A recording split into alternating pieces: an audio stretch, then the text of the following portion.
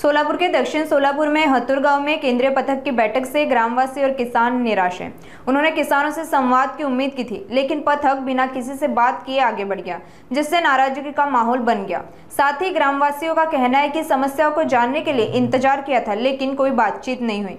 आइए सुनते हैं आगे क्या कहा ग्रामवासियों ने। मी सोमनाथ वाघमोडे हत्तूर नागरिक आहे आणि या ठिकाणी या शाळा जिल्हा परिषद शाळेचं मी व्यवस्थापन समितीचे सदस्य आहे। आज मी जे मला सकाळ सकाळी कळालं की केंद्रीय पथक आमच्या गावाला भेट देणार आहे असं कळल्यामुळे मी आंघोळ करून लगेच मी या गेट जवळ शाळेत जाऊन आम्ही उभारलेले आहे।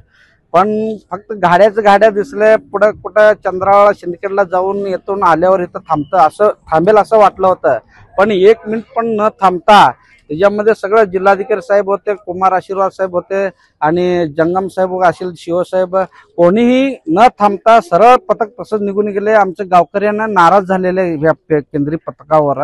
कारण कसं आहे, इथं शेतकऱ्याचं मोठ्या प्रमाणात वर्ग आहे। आमच्या गावात हे पूर्णपणे शेतीवर अवलंबून आहे। जवळजवळ 1300 खातेदार ह्या गावातले गाव दक्षिण सोलापूर मधला हा मोठा गाव आहे। मंद्रुप नंतर हा हत्तूर गाव मोठं गाव आहे आणि जे कोळेगाव धरणात पाणी 22 सप्टेंबरला जे वाढलेले आहे त्यानंतर रातोरात जवळजवळ 8 दिवस पाण्याचा प्रवाह मोठ्या प्रमाणात होता। जवळजवळ 80% शेतकऱ्याचं शेतातलं पाणीमुळे, जे महापूरच्या पाणीमुळे शेती नुकसान झालेले आहे। ते केंद्रीय पथकांना माहित आहे की इथं सगळ्यात जास्त नुकसान ह्या गावामध्ये झालेले आहे, पण शेतकरी का तर आडवे लावेल ह्या भीतीने केंद्रीय पथक सुद्धा या ठिकाणी थांबले असं मला वाटतं।